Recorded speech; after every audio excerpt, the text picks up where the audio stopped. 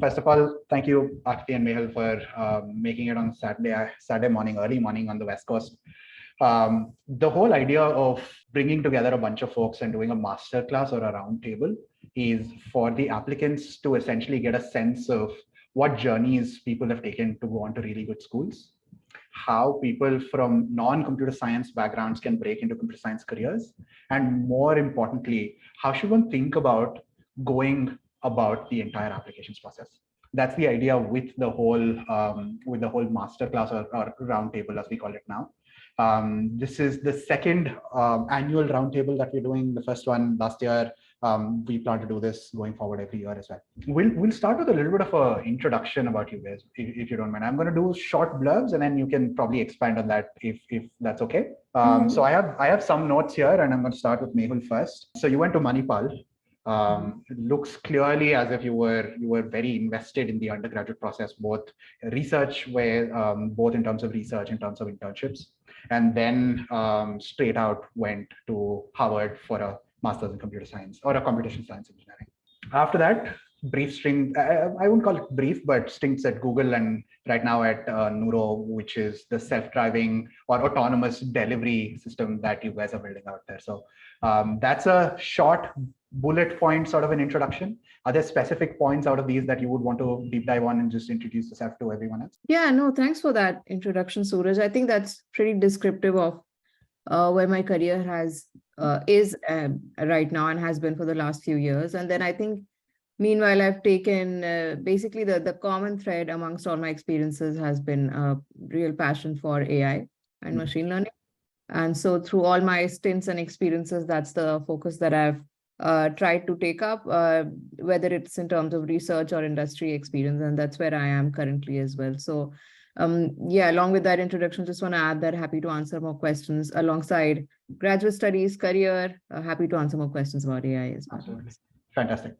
And then we come to Akriti. First thing that I will tell is we've known each other for 12 years now, and that number sounds mind-boggling now. Yes, I feel very old. Feel old, look at my hair. But yeah, Akriti and I have known each other for 12 years now. One of the most fantastic human beings that I've had the privilege of knowing. Someone who during undergrad published every single thing related to AI within healthcare, everything healthcare, a bunch of biomedical stuff. I remember you working on actual devices during some of the visits that we had at VIT, and then shifted out. I don't know if I'm right in calling it a shift, but moved into much more of the back end or the software development work now. So just to put things in perspective, Akriti from VIT in Vellore went on to do or start a PhD in biomedical or related stuff at the Hong Kong University of Science and Tech, and then did a 180 and moved to a master's degree in Seattle Northeastern, right? So again, known each other for 12 years. So I'm probably doing disservice to the introduction. So do you want to help me out a little bit and talk about any specific threads? Sure, you're very close. So yeah, I started out with an undergrad in biomedical engineering, and that was because growing up, I always wanted to be a doctor, but having really Indian conservative parents, they were like, no, you're going to study for too long, like just go ahead and do engineering if you really want to study. So for me at the time, the closest to, being a doctor was doing biomedical engineering, and I really enjoyed it. I loved being on the interface, and I'm glad I did that. So like Suraj said, at the time, I was doing a lot of research in medical devices, and my final year project sort of had to do with some neuroengineering behind some of the body processes that we have. After I completed my undergrad, I was very clueless. I did not know what I wanted to do. Again, my parents didn't want me to come to the US because they're like, it's too far away. Don't give your GRE, whatever. Don't do a job. Like, why do you want to do a job? Sort of a thing. Again, like try to appease them. And what I wanted to do, I tried to find a midway. And that was, I got a research internship in Hong Kong. So that was close enough for my parents to be comfortable, and good enough because it was going to be an internship in bioengineering, focusing on whatever I wanted to do. I found a really good advisor. So that internship was supposed to be 6 months, but he convinced me to convert it into a master's degree. And then Hong Kong has this sort of PhD fellowship where the Hong Kong government pays you to do a PhD in Hong Kong.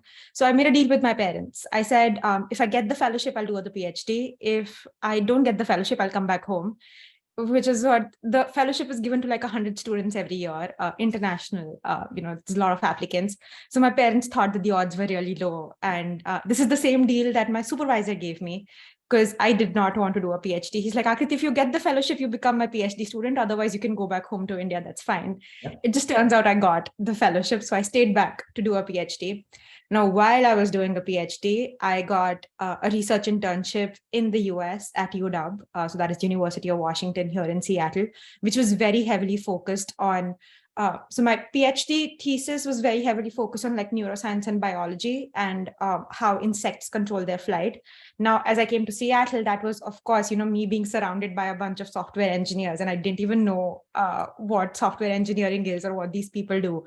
But it turns out what I was doing with my neuroscience degree was very close to what they were doing, because I was working a lot with data and signal processing. Then I figured that I was doing the same work that the software engineers at Amazon were doing, maybe even better, because I was going behind the science of it, but I was going to make $50,000 a year and they were making $150,000 a year at that time. So just logically in my head, it made sense. But the only way for me to come to the US was to get a master's degree. Right. And that's why I went ahead and got a master's degree in computer science. And now I'm here. Fantastic. This is a long form version of the introduction that was there.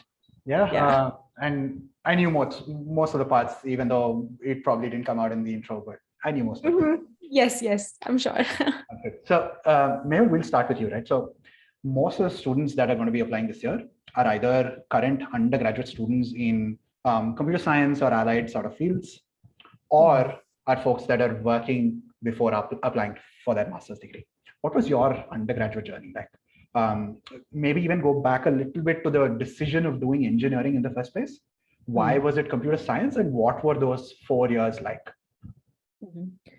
Yeah, it's interesting that you bring up that question. Just yesterday, I was talking to somebody about it. And so for the longest time, I think I wanted to be an architect. That's because both my parents are architects. And so they always told us that, oh, we studied math and science in school, so then that's what you will study. And so I kind of internalized that, but also I was good at it. So it kind of became a thing that I ended up doing. But then I think somewhere in high school, that shift happened where I started writing cyber Olympiads and appearing for all these math Olympiads and started faring really well. So at that point, I was like, oh, hey, this is another career opportunity or path that I can possibly take. So got through all the tests there and ended up getting a scholarship for Manipal University for computer science. So decided to take that opportunity and gave up on the architecture dream, put a pause on it for a little bit, as I like to call it. But then, yes, ended up with a 4-year degree or like coursework in computer science. And so Manipal was very heavily focused on making people employable. So they boast of 100% placement, which they ensure. Right. So a lot of my undergraduate degree was very much focused about getting the skills right. So I was very active in coding contests, hackathons. I absolutely loved hackathons. I think I've lost track of how many hackathons I've participated in. But along with that, I tried to put in a little bit of research because I kind of had this inclination from inside. But then didn't necessarily have as many avenues for it at the time. So I tried doing, because I couldn't get as much research exposure within the school or as part of my curriculum, I went for internships that allowed me to do that. So that's kind of how I distributed my time during those 4 years.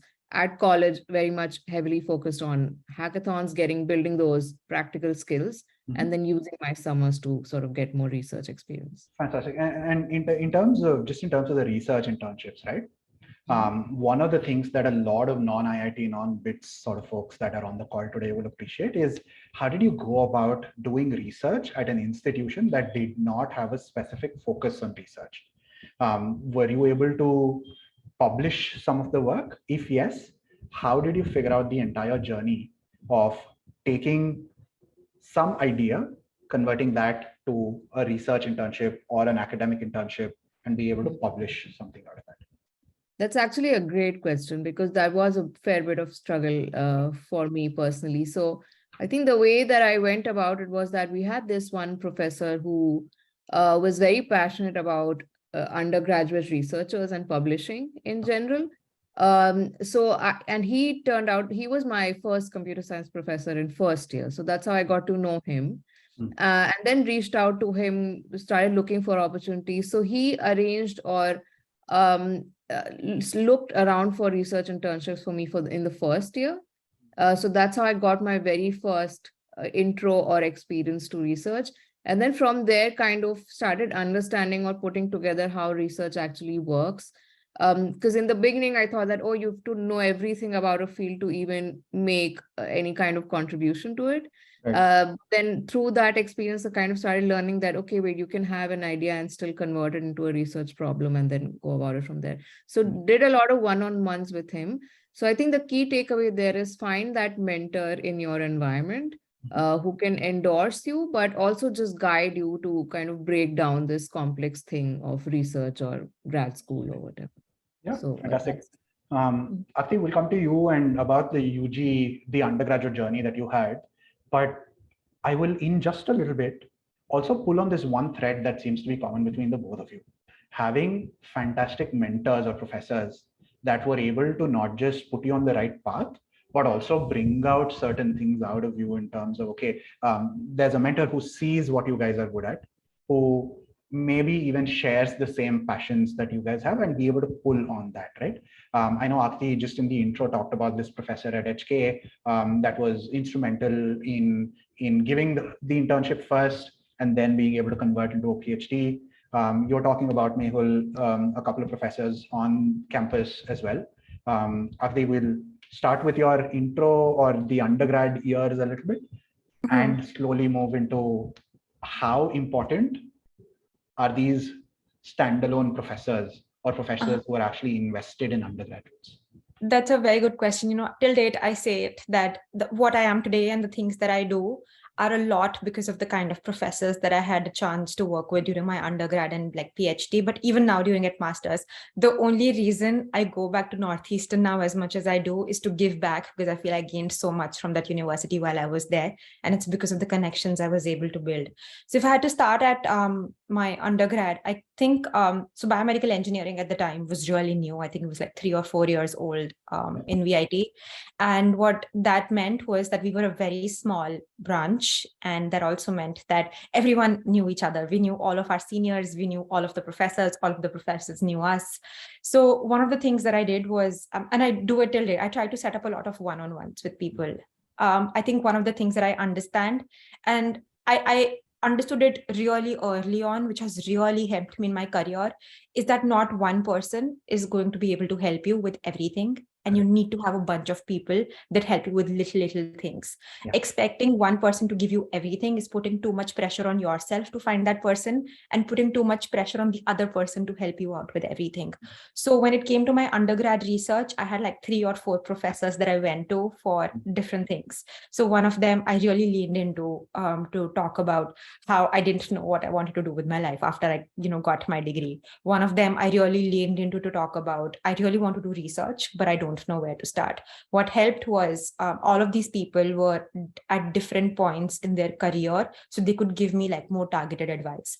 So in undergrad, one of my professors was actually doing her own PhD and was going to complete that and go into a postdoc. So I just went and asked her if I could help her on her thesis as a research assistant. And that worked out really well because she needed someone to work on. I had 0 research experience, so I wasn't very picky about what I got to work on. I just wanted to get the experience. So I did that and we published a paper together. She got most of the work done by me, but in the process mentored me on how to publish a paper. Then the academic connections, both in India and here, I think in the US, are very strong. Like people know each other. People who do PhDs, postdocs, they go to different labs and they work in different companies and they know each other. So they are, like Mehul was suggesting, they are able to connect you to other people who you might be interested in, and they might be interested in your work. So that's why she introduced me to another professor who had more of the touch or like the medical device work that I wanted to touch on. So then I worked with her for the last 2 years to get my work done. Now, in the same way, it is work. Like it's not easy looking for a lot of people. And sifting them down as to, what person would work for you, but you have to do it. So me finding this professor in Hong Kong was also not by accident. So like I said, my parents wanted me to stay in like Southeast Asia show. So I went to Singapore and Hong Kong, and I emailed a bunch of professors. I think I emailed like 30 different professors in both Singapore and Hong Kong. And the way I email professors is everyone wants to be liked and everyone wants to be loved. You can't just tell someone, oh, I'm really interested in your work. Can I be your intern? No, like I went through the papers that they had published. I read them, I condensed them and, told them exactly what I was interested in. And then even then, like I put in a lot of work, but I got an email back from like 6 professors or something. 3 of them were in Singapore, 3 of them were in Hong Kong. And the way I chose these countries were I was going to go and present a paper in Singapore right after my undergrad. So I knew I'm going to be in Singapore anyway. I might as well meet these professors. And then in Hong Kong, a bunch of universities have like a summer program. And since I had no plans after undergrad, I just applied to one of these summer programs and got in, and then decided to meet these professors. Once I met all of these professors, they interviewed me. But, very early on, you should understand you are also interviewing those people if you're going to spend any time with them. No one's great enough for you to spend your time on them. Sure, you're going to learn something, but reverse mentoring is also really big. They will also learn something from you. So keep that in mind and talk to a lot of people. So then I talked to these 6 professors. 5 of them offered me an internship, and then it was on me who to choose. So this person who gave me the free hand, he's like, Akriti, we'll work together. So there was no professor-student relationship. It was a peer relationship, even though he was the head of department of chemical and biomedical engineering at the time. He's like, Akriti, we'll work like peers. You come, we'll spend a couple of months trying to figure out what is the common thing between us. What do you want to work on? And I will give you whatever resources you need. So that's where I ended at. So then I did the internship with him. And then my introductions to everyone here in the US at UW, and then Allen Institute for Brain Science, where I even initially started working and got more into data and signal processing. All of that was through him. So I think it's a process of 1, not giving up, 2, knowing that it takes time, 3, you have to put in the effort to find the people who will nurture you, and then you should know ways to give back to them. Fantastic advice. Just some common points that I'm going to put out and put in blurbs or threads seems to be the new app, right? So first, if you don't put in the effort to actually reach out to folks, it's not going to happen. When you're reaching out to them, you absolutely must put in your due diligence, look up their work, look at all of the studies that they've published, research that they've published, identify 5, 6 professors per university that you would be interested in working with, that you think have published in the areas that you want to work in, and send out your emails. That's the one takeaway for me through the conversation. Let's switch back to one very, very personal sort of thread, which is going to probably be the biggest thing that a lot of these students have come on the webinar for, which is going to be some statistics. As much as I want to escape this, a lot of questions will come later on in terms of what your GPAs were, what your GREs were, and the rest of the number of publications and all of that. So very quickly, as succinctly as possible, just bullet point in terms of stats, GPA, GRE, universities that you applied to, where did you finally go? Just that much. We'll start with whoever wants to go.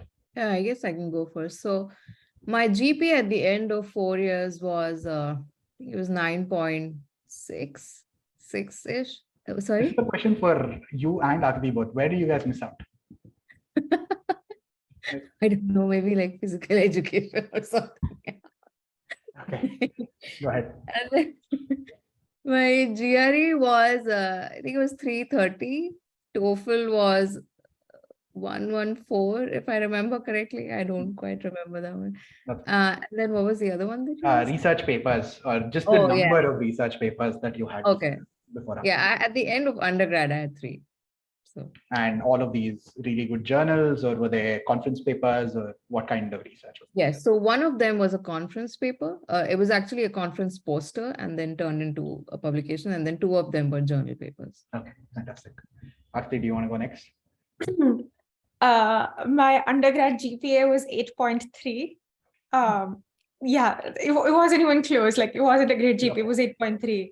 I did not give a GRE. I did not need to give the GRE. My TOEFL was also 114, and I had 3 published journal papers and 1 conference paper once I graduated undergrad. Fantastic. This is one of those threads that I hope we don't get asked too much about, and I don't want to come back to the whole stats and numbers as much, because I had a pretty shitty GPA. I don't know how the heck I made it in. So I have a couple of key observations, right? One, just in terms of the number of people that are wanting to do CS and allied. When I say CS and allied, software engineering, artificial intelligence, data, anything related to data, maybe even information systems, information security, all of these fields that have sort of come up in the last 5 years or so, if I can say that. A lot of non-computer science engineers seem to be wanting to do that and are looking for fantastic guidance on transitioning from a non-computer science to a computer science, not just master's, but a computer science career. What advice, Akriti, would you have for them, especially given that you've traversed the exact same journey as some of these guys are looking to, right?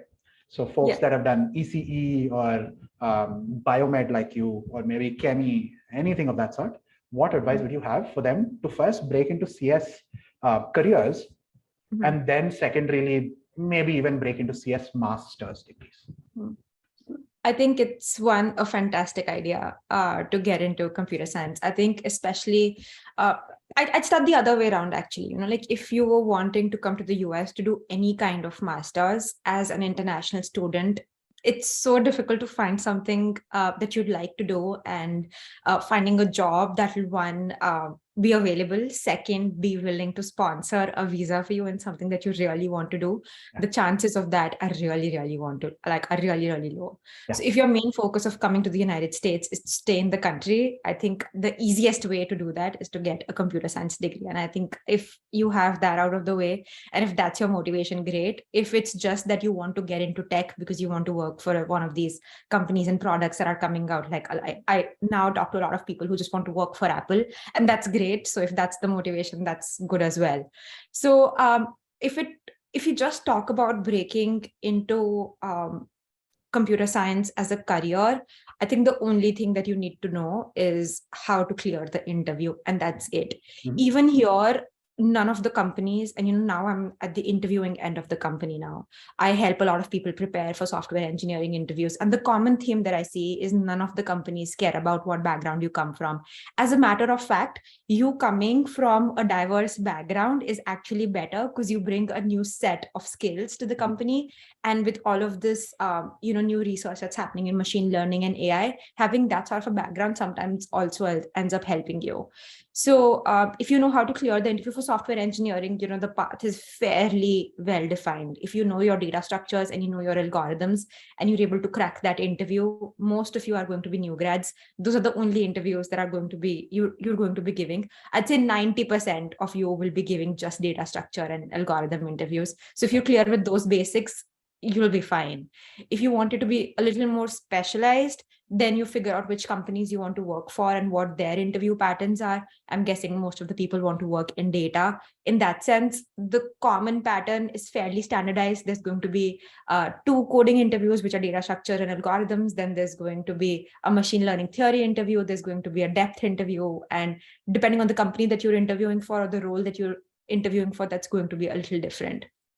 So I think getting into the industry is fairly straightforward if one, you learn how to interview, so you brush up your skills like that. I think the more difficult part is getting the interview in the first place, because so many people want to do this. So that's where you want to define your resume. And I think all of that happens when you are in grad school.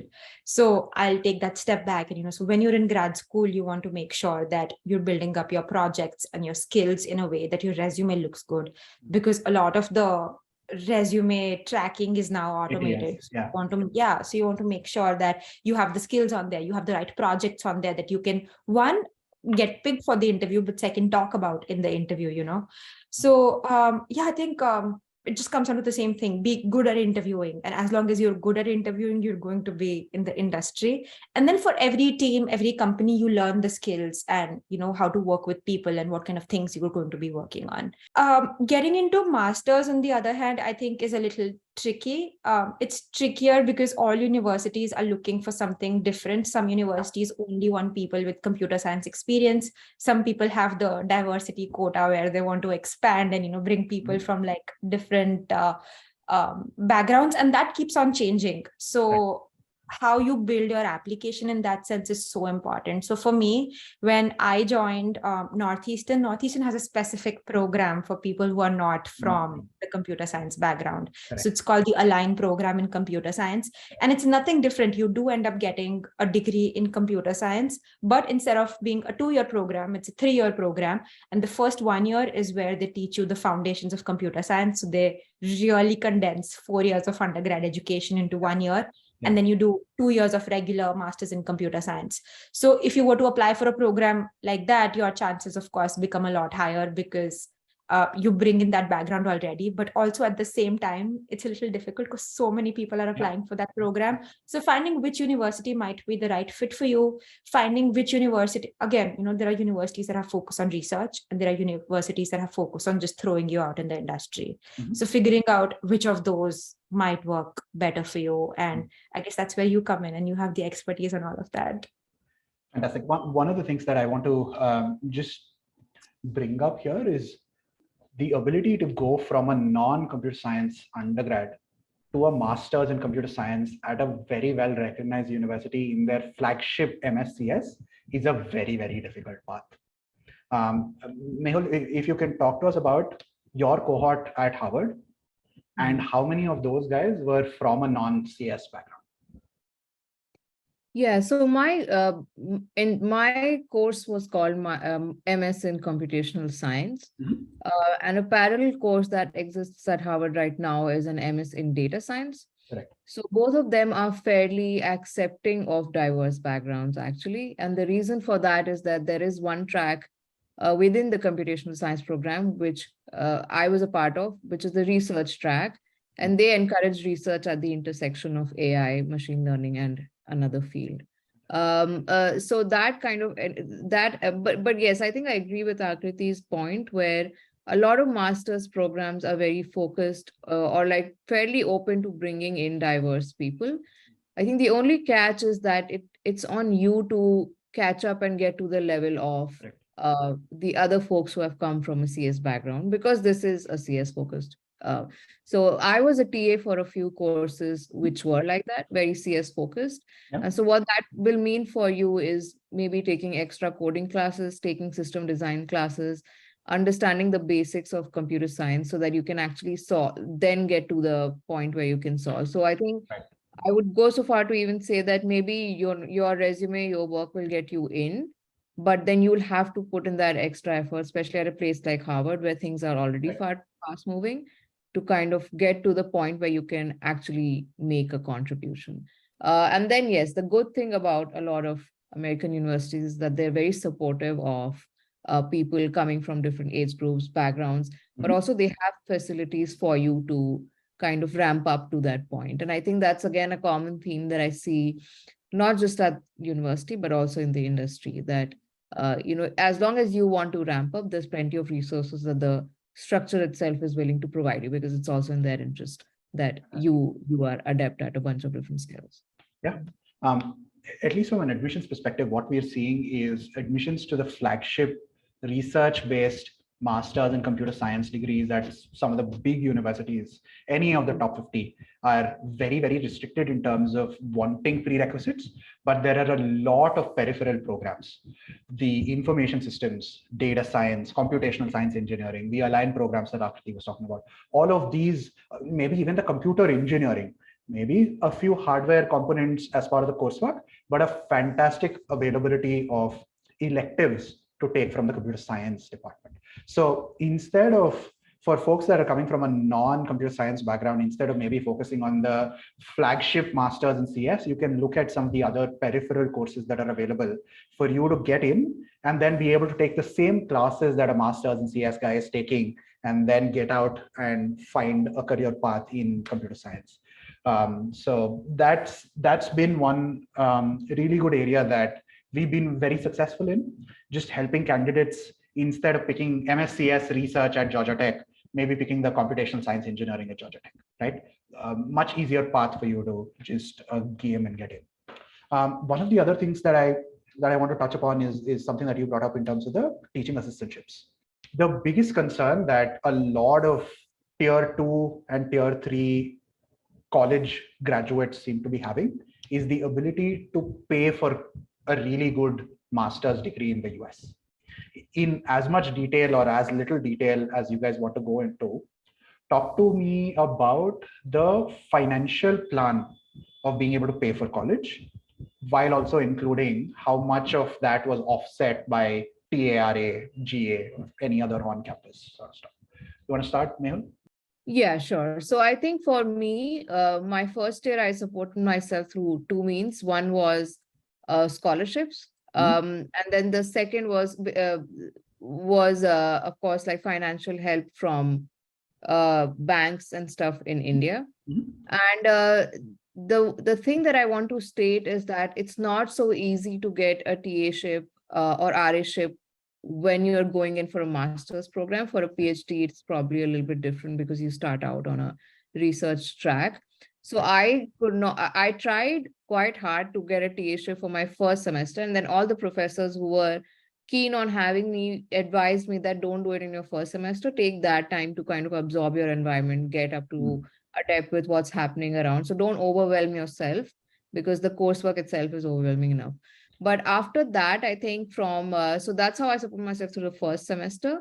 The second semester is when I started taking up more TA offers. So then I taught for the rest of the 3 semesters that I had. And the other way that I support myself was I got an internship at Microsoft, which helped me, which paid a fair bit.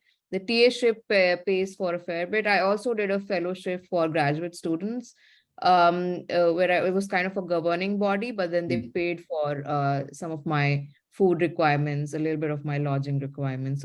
So it was very much split across a bunch of different avenues, but my advice is look for opportunities, and most universities have a financial aid website or a list of scholarships that you can apply to. So I think I've sent maybe 10 applications of scholarships while I was even in the program, just to help myself as much as possible, basically. Yeah, not so many people understand that.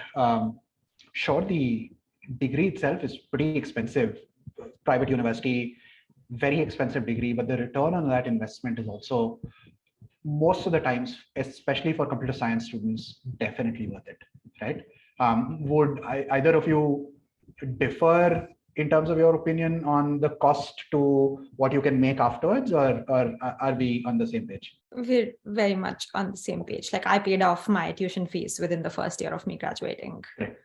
Tuition fees and living. So for me, it was a little bit different in the sense that I specifically wanted to come to Northeastern in Seattle because I was getting married, and my fiance at the time, husband now, lived in Seattle.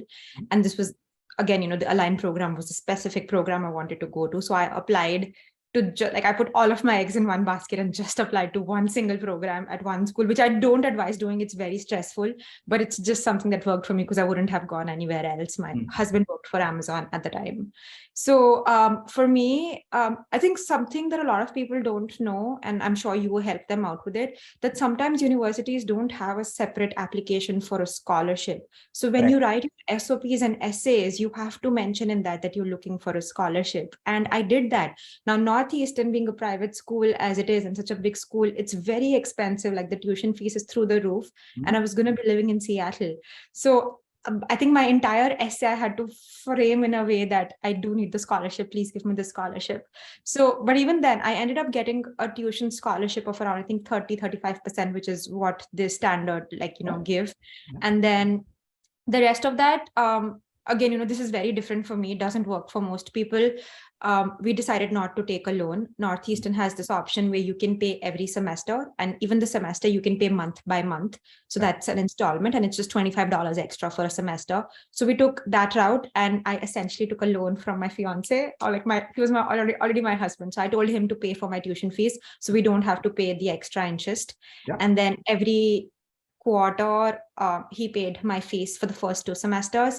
I was a TA every single semester except the first one, because Northeastern doesn't allow you to be a TA or an RA in the first semester. It's not much, like it's $20 an hour. As an international student, you're only allowed to work 20 hours a week. Correct. It'll cover some of your living expenses and eating, drinking expenses, but it doesn't like do much for your actual tuition fees. So then I ended up getting 2 internships. Both of them were software engineering, applied science internships. So they pay you at par with what full-time engineers make, except like you don't get the stocks. So I used that to pay off some of my tuition fees.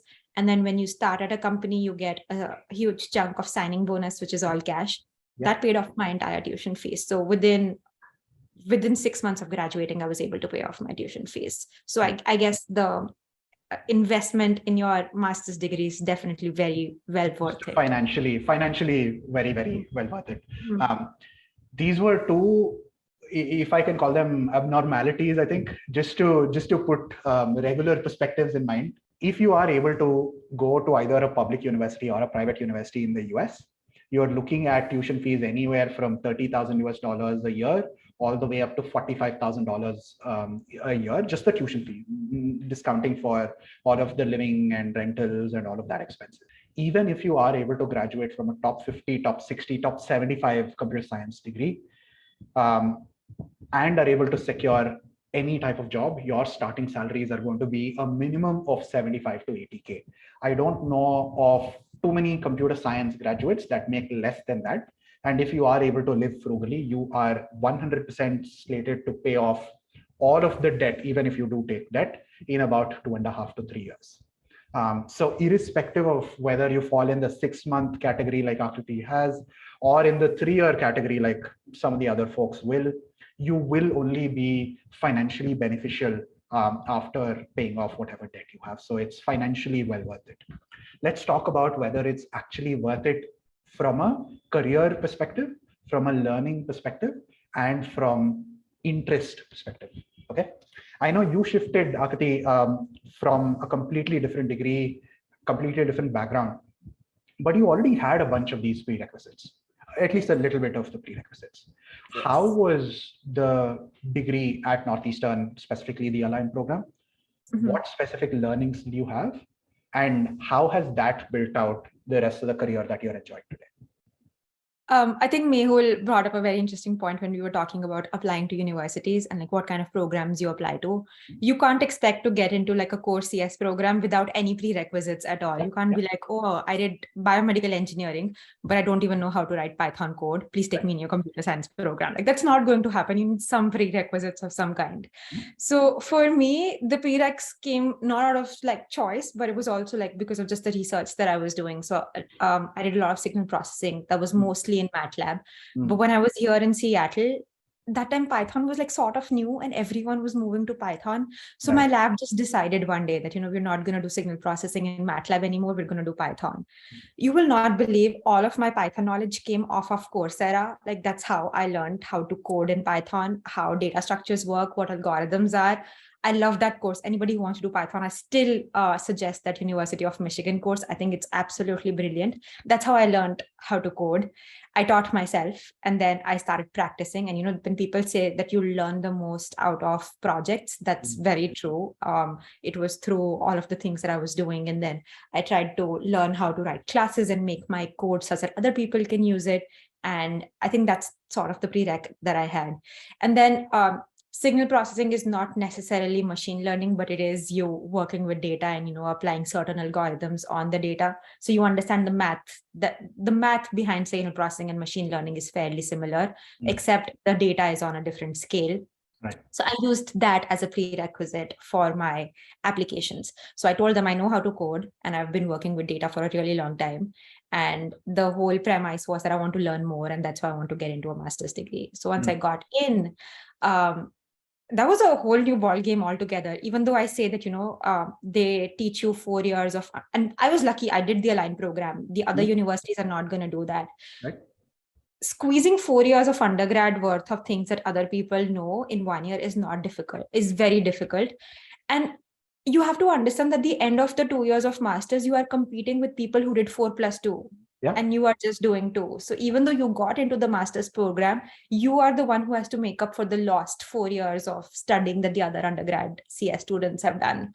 So I did a lot of like work on myself to prepare myself for the classes, whether it was like the math behind the machine learning classes, or whether it was like language processing behind the NLP classes. So it was a lot of work on myself. And I'll be honest, like Coursera was my best friend. At the time, certificates used to be free.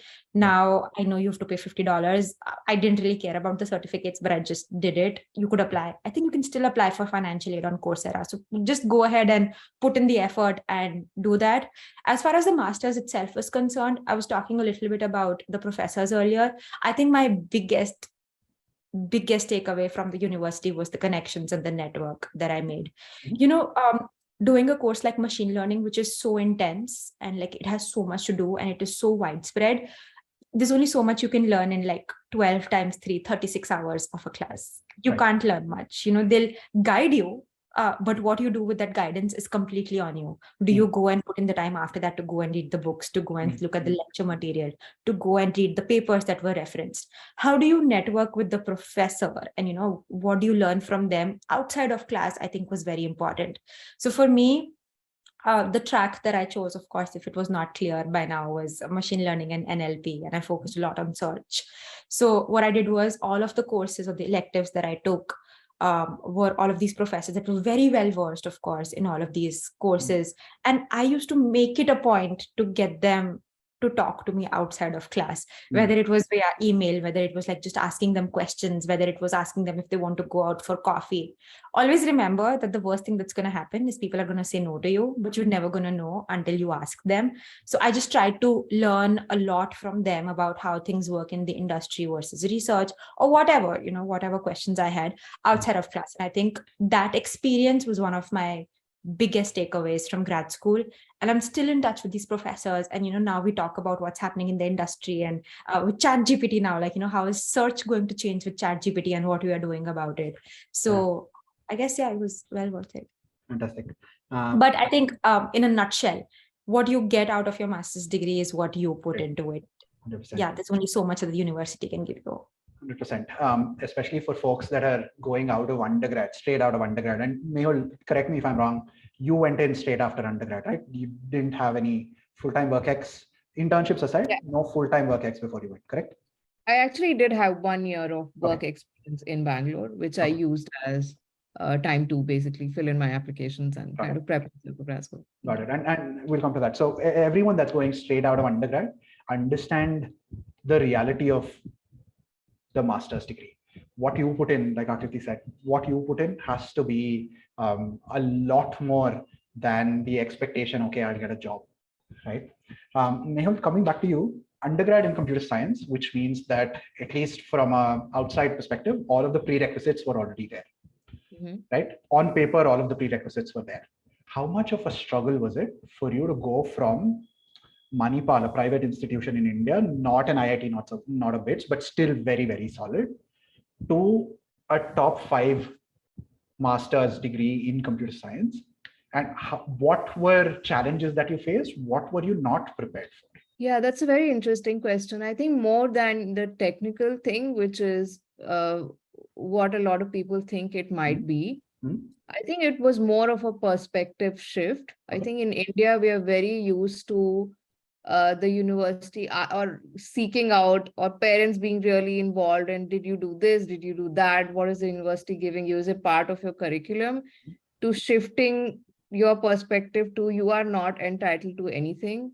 You are not going to have the same experience as the next person. If you want something, you have to seek it out, you have to work for it, as Akriti has been describing. And whether that is, and that was very true at Harvard. Harvard gave you all the resources. There was a website for scholarship. There was a website where you can connect with alumni. There was an internal website for everything, but they never shoved it down your throat or anybody's throat. It's there. Whether you use it or not is up to you. And I think that entitlement framework is what I feel was the biggest shift, and tends to be for a lot of people. Just how people say that, oh, when you go to the US, you have to wash your own dishes. Why didn't you know how to do it before? So it's I think it's in the same vein of doing things. But also, yes, technically, I feel like I had been out of touch with math for a little bit, a couple of years there. So I think because my program was, or my, the way that I framed my degree was very AI focused, I did have to ramp up on the math a little bit, took some extra math courses. The other stuff was fairly, I had background in the coding and all of that. And interestingly, Akriti, like you mentioned that a lot of my Python coding knowledge also came from edX because we didn't have Python in my undergrad. So yes, all these OCWs are your best friends. And the thing with great universities is that they'll give you free access to a lot of these resources as well. So that ramping up framework is, you have to just get into it. Fantastic. We've touched upon a bunch of different threads here about PAs, about paying for college. One of the threads that I want to touch upon is the application strategy, specifically for Mehul. When you were applying, even for someone who's coming out of a decent university undergrad with fantastic grades, was there a little bit of a bias in terms of, okay, am I aiming too high? Should I even be applying to a Harvard, or should I be settling for a medium tier 2 sort of a university? Was that something that was pre-programmed in you? Because I see that with a lot of the students that we counsel at Gradvine, a lot of them seem to be very wary of applying to really top schools. Was that the case with you as well? And if yes, how did you overcome that and actually apply to really big schools? Yeah, honestly, like if I asked anybody else at Manipal that time or in my surrounding, they did think the same thing. But somehow I always wanted to. So the way I also went about my master's applications was that I had 5 or 6 schools in mind, and they were all top schools, and those are the only ones that I applied to. I did not have a medium list and a safety school list, which is not the best option. I think that very heavily depends on what situation you're in. I'm completely sympathetic with if you're just trying to escape your situation in India and move abroad or any other. There could be tens of reasons why people want to come to the US. And I'm very, very sympathetic about it. I was very luckily not in that situation. It was very much my own choice, what I want to do. So I ended up applying to top 5, 6 universities. I think, in fact, my parents encouraged me to go to one of these because they had not. So initially I did come up with a safety school because that's what the blog said. But then they were like, we don't know what the school is. We're not going to help you with this. So why don't you apply to the top ones that we know of? And we are comfortable, putting our resources in. So I think that's the way. It was a little bit funny, but that's the way I went about it. But yes, I think in my mind also I had this imposter syndrome, thinking that I might not get in. So I did do a lot of research, looked through a lot of blogs, reached out to people who were at Harvard at the time, or MIT, Stanford, all these other places that I was applying to, and kind of figured out how they had gone about it and stuff as well. So I think information is the best way you can get out of that frame of mind, I would say. Shameless plug for Gradvine. If you want information, schedule a free consultation call, please. That's the only plug I'm going to do in the entire session. Sorry. We'll see. And Nilesh, who's the marketing guy, has been waiting for this moment because I promised him I'd do one plug in the entire conversation, and he's just put out the link to the free consultation. So if not for me, if for your future and for the sake of my colleague, please go ahead and schedule that free consultation, because one of the things that we track is, because of the webinar, how many calls did we generate? So that is a metric that unfortunately I have to keep in mind. So please help me out. Can I just give a shout out to your PR team? I think they've been very persistent. I was very slow on things, but I appreciate that they were so persistent with things. Yes, I'm going to +1 that.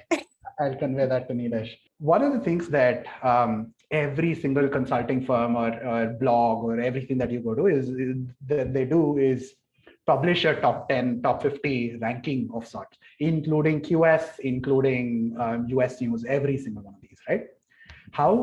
First of all, how much of an effect, now that you guys are working in careers, how much of an effect does the college or the university that someone comes from matter? And do rankings really convey what international students need to be looking at? I think one thing that I can say there is that I think the way in which universities matter, I don't think anybody cares about ranking so much in the industry that I've seen so far. I think what people care more about is, because now that I work closely with researchers, is that uh, I think they closely associate some universities with certain types of research, or because Harvard was very stats heavy, so they Right. know that there's a good statistics program there, or like certain professors are researching on certain topics. Or for example, there's this new data centric AI field that's coming in now, which is very Stanford is very heavy on that. So I think people kind of make that association. I don't think most people care about the rankings. I think people back home care more about rankings than Yeah, and one of the myths that, or one of the things that I want to bust out is getting out of this ranking mentality even when you are applying to colleges, right? It doesn't make sense if you're applying to a top 5 program that isn't good for the kind of research or interest that you have. And so help me do that a little bit. Why or why not should people look at rankings while they're applying in the first place? Leave the careers bit for them to figure out after graduation. But why shouldn't people care about rankings when they're applying? I think a lot of that depends on, you can care about it if you're going in from a very professional perspective or that connection perspective. Let's say you're going in for an MBA specifically, then some of the top schools are probably the best choice because they provide you more networking opportunities. Absolutely. I went in very much from a research perspective. So my focus was finding the professor who's doing the type of research that I wanted to be in. So depending on what your focus is, I think you should look at rankings, but also that's not the only thing that you should look for. Because yes, it does matter how much research is coming out of a university if you want to go in for a research program. But at the same time, let's say it's ranked maybe 20th on the list, and you still think that that place has the professor that you want to work with, then I would say go for it. Then the ranking becomes kind of irrelevant at that point. Akriti, any thoughts on this? Yeah, I think I would agree with that. Like I call it a cult. I think researchers in academia here in the US are all parts of cults, and their cult is better than every other cult there is. I know people, who do masters at one university, and then that one's the best there is. And then they go do a PhD in another school, and that very quickly becomes the best school there ever is and has the best people around. As far as coming into I think Mehul touched a lot on the research part, so I'll leave that. But when it comes to working in the industry, no one really cares. Like no one's going to ask you which school you came from after the first day that they met you, and that's it. And that's also only for your first job because you'll be joining the company. Once you switch jobs, no one cares what school you came from, what your GPA was, none of that. And then I think the only reason, and it's not even the ranking, I think the name of the school sort of matters, is because the recruiters are all non-technical. So as long as they know the name of a university, you're good to go. They are not looking up lists and saying, oh, these are the top 5 universities, we'll just go there. None of that. And again, your university, depending on how much money it has, can get on n number of lists. So, like the rankings, I think it's fairly well known, are all paid for, and no one really cares. And it's a widely discussed topic. Like no one really cares. Like my university is top 1, and if yours is, I don't really care because I know mine is top 1. Like it's fine. I think being a part of the cult is what is more important, which is where the networking comes in. So make sure that whatever university you go to has the kind of resources that you are looking for to grow in your career, whether it is in the field itself or whether it is outside of the field and like more non-technical resources, whether you're interested in like clubs or sports, whatever that is, because being a part of that network will take you so much further, and being a part of that alumni network will take you so much further than just the rank on a list. Assuming, and not really assuming, but most of the folks that are on this webinar are going to be graduating soon and applying to grad courses, or are already working and applying to grad courses. Just a very cliched question, but what tips would you have? What are things that they should absolutely keep in mind? What are things that helped you that you would pass along to them for their applications process? Sure. I think, again, I'm not the best person because like I only applied to one single school and I was like really focused on just getting into that one program. But I think certain things that I always kept in mind were, one, keeping track of my application, like, where I'm applying, to, what the application needs. Second, knowing what I needed from the school. So I needed to make sure that, I like the professors and I get some research experience and I get some scholarship. So how to integrate all of that into the application was very important for me. Figuring out, I think something that I wish I had learned earlier, and I think I learned too late, is all of the visa issues that come with being in the US. Yeah. And where you can work, where you can't work, when you can work, when you can't work, how much money can you make, and the financial burden that comes with doing a master's degree. I think the entire application process, I guess Suraj and the Gradvine team are going to do a much better job at handling all of that. But I guess just while you're applying, a lot of people don't think about the visa constraints that we have as international students. So make sure you read up on everything about what F1 is and what OPT and CPT are, and like how do you get onto an H1B after that. Is your school legitimate enough to help you with the OPT and CPT? I think one thing that is very less talked about is how good the international students section is of the school. So if they are well aware with the problems that international students face, they'll be able to help you, and if they're not going to be able to help you, however a good school that is. So those are the sort of things, practical things I'd keep in mind when I'm applying, so that I'm well aware of what I'm getting myself into. Fantastic. Mehul, do you want to go next? Yeah, sure. From my end, I think be very clear on what you're looking for. That's number one.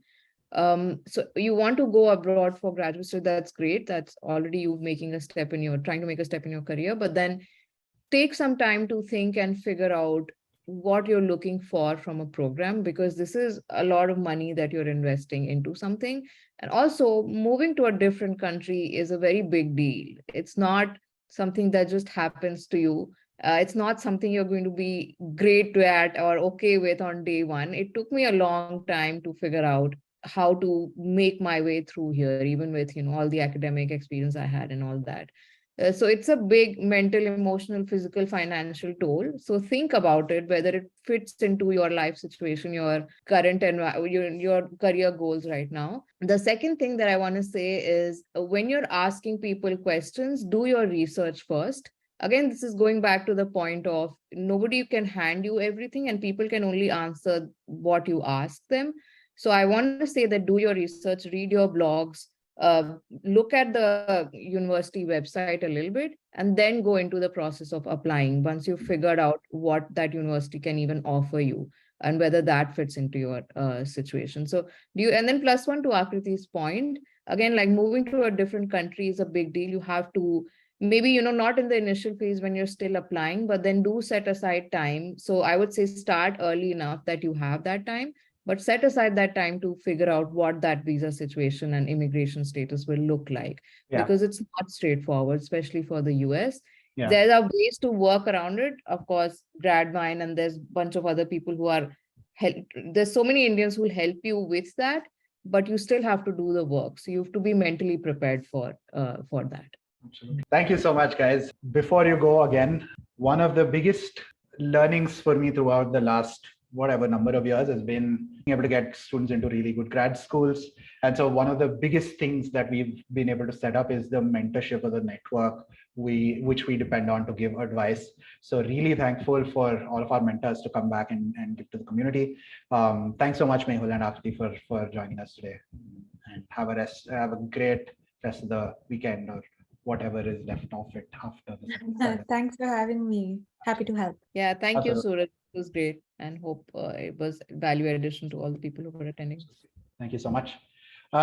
Just some housekeeping towards the end of it, guys. If you have questions and if we were not able to answer those questions, make sure to come do a free consultation with us. It's like I said, free. You will have some or the other mentors sitting with you, helping you through the entire applications journey. We are also very active on Discord. Make sure to just join Discord and ping me. I can help answer a bunch of questions as well directly.